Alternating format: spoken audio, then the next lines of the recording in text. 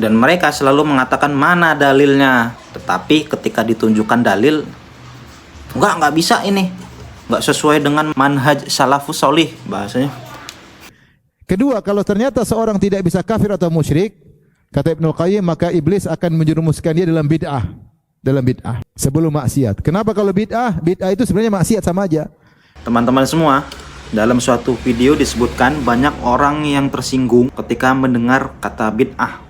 Ini videonya. Saudara kami banyak melakukan bid'ah. Mohon penjelasannya Ustadz, mengapa sebagian dari kami jika mendengar kata bid'ah langsung merasa tersinggung atau marah? Tapi ini sabda Nabi, kau terima dulu. Dengar aja sudah emosi. Kau dongkol, emosi, marah dengan sabda Nabi SAW, itu sudah masalah. Apakah yang disebut dengan semua bid'ah itu sesat, semua bid'ah itu di neraka, itu hanya bid'ah tertentu aja? Semua Nabi menyebutkan semua. Terserah mereka mau memvonis orang itu bid'ah, sesat, kafir, masuk neraka dan lain sebagainya. Mulut-mulut mereka, pikiran-pikiran mereka. Walaupun mereka mengatakan bahwa ini adalah pendapat sesuai dengan manhaj salaf. Ini dari Rasul, ini dari sahabat, dan kami ini, mereka maksudnya itu mengatakan atau melakukan sesuatu itu positif 100% sesuai dengan sunnah Nabi SAW. Sedangkan yang dicap vonis bid'ah dan masuk neraka oleh mereka itu adalah amalan-amalan yang dilaksanakan atau dilakukan oleh mayoritas masyarakat Indonesia. Walaupun lagi-lagi ya, amalan-amalan yang dilakukan oleh mayoritas masyarakat di Indonesia itu banyak ulama-ulama yang mengatakan itu memang diperbolehkan atau memang ada petunjuknya. Dan lagi-lagi mereka nggak mau nerima itu. Pokoknya ya ini yang benar. Walaupun banyak juga yang mengatakan ini soal ikhtilafiyah, jadi perbedaan pendapat, dan itu wajar-wajar saja. Jadi konsekuensi dari vonis mereka, amalan ini bid'ah, setiap bid'ah masuk neraka, itu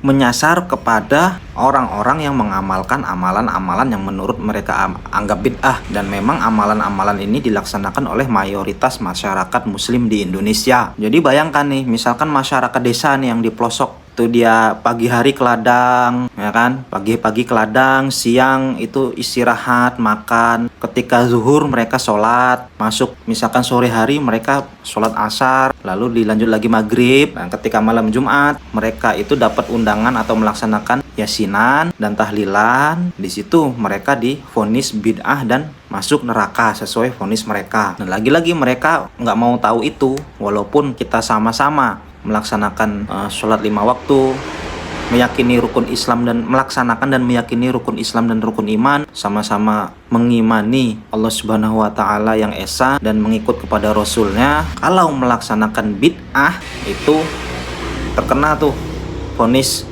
setiap bid'ah itu masuk neraka. Jadi masyarakat desa yang mungkin tinggalnya di kaki gunung, di pelosok, di atas sungai, di pinggir laut, yang masih melaksanakan amaliyah-amaliyah seperti misalnya yasinan dan tahlilan, maulidun Nabi SAW, di masjidnya ada bedug, ada kentongan, dan amalan-amalan lain yang menurut mereka tidak dicontohkan oleh Nabi SAW itu bid'ah dan masuk neraka. Mereka banyak mengatakan bahwa amalan-amalan itu yang mungkin maksudnya baik atau niatnya baik, tetapi kalau tidak ada dalilnya itu tertolak, bahkan bisa mengakibatkan dosa, dan dosanya itu sama dengan perbuatan maksiat. Walaupun lagi-lagi ya, banyak ulama-ulama juga yang mengatakan atau membenarkan amalan-amalan seperti maulidun Nabi. Banyak ulama yang membolehkan atau mensunnahkan bahkan kirim doa kepada orang yang sudah meninggal. Ada yang mengatakan memang diterima, ada yang mengatakan ditolak, dan itu memang sah-sah saja dalam perbedaan pendapat sebenarnya. Dan mereka selalu berdasar bahwa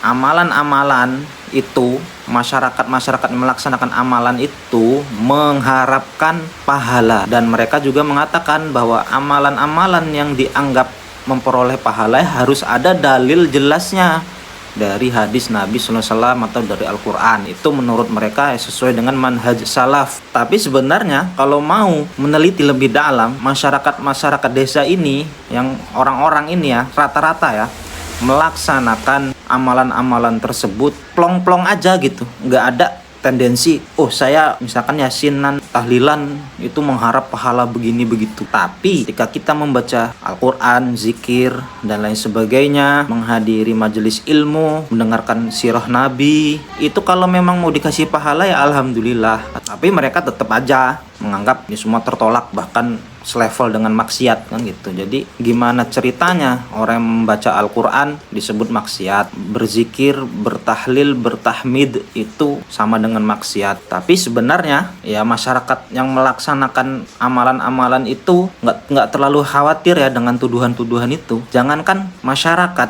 Imam Syafi'i yang berbeda pendapat dengan mereka pun dikatain bid'ah. Wahai anakku, kunut subuh itu muhdats. Apa makna muhdats? Bid'ah. Bahkan lebih tegas lagi di Sunan Nasai dijelaskan, ai bunayya bid'atun. Wahai anakku, kunut subuh itu bid'ah. Kalau bid'ah nggak boleh kita ikut. Imam Syafi'i yang berbeda dengan mereka terkait kunut, berbeda terkait pembagian bid'ah. Kalau Imam Syafi'i mengatakan ada bid'ah dolalah, ada bid'ah hasanah, mereka nggak mau nerima juga. Dan Imam Syafi'i juga dibid'ahkan kan gitu. Dan mereka selalu mengatakan mana dalilnya. Tetapi ketika ditunjukkan dalil, nggak bisa ini, nggak sesuai dengan manhaj salafus solih bahasanya. Ya sudah, terserah mereka. Dan yang menjadi katanya itu kemarahan ya atau ketersinggungan, sebenarnya tidak masalah berbeda pendapat, itu nggak masalah. Tetapi harus difahami resiko ataupun vonis-vonis tersebut bisa menimbulkan yang namanya itu permusuhan di antara kaum muslim. Terkait memvonis-vonis ini ada ungkapan yang bagus dalam kitabnya Syekh Az-Zarqani. Untuk semisal hal ini, saya mewanti-wanti diri saya dan Anda dari menuduh seorang muslim dengan kekufuran atau bid'ah dan hawa nafsu hanya karena ia menyelisihi kita pada suatu pemikiran Islam teoritis. Sesungguhnya saling melemparkan tuduhan dengan kekufuran dan bid'ah termasuk seburuk-buruk perkara. Ulama kita telah menetapkan bahwa satu kata apabila mengandung kemungkinan kekufuran dari 99 sisi, akan tetapi mengandung kemungkinan keimanan dari satu sisi, maka dibawa kepada sebaik-baik kemungkinan, yaitu keimanan. Ini adalah tema yang telah dibahas dan memiliki dalil yang kuat. Sebenarnya ada yang lebih produktif daripada membahas tentang bid'ah atau amalan-amalan orang lain ataupun tata cara ibadah orang lain. Yang lebih penting lagi bagaimana umat Islam ini bersatu, tujuan Islam itu tercapai, masyarakatnya itu melaksanakan ibadah itu bisa tenang, tidak ada lagi kemudorotan dalam kehidupan manusia, hilangnya kemiskinan, kriminalitas, dan hal-hal yang tidak terpuji. Dan tentu saja kampanye terkait dengan bagaimana meningkatkan ketakwaan kepada Allah Subhanahu wa taala, meningkatkan ibadah dan lain sebagainya. Itu yang lebih penting ketimbang selalu membenturkan apa yang menjadi perselisihan ini. Mungkin cukup sekian video ini, sampai jumpa di video-video selanjutnya.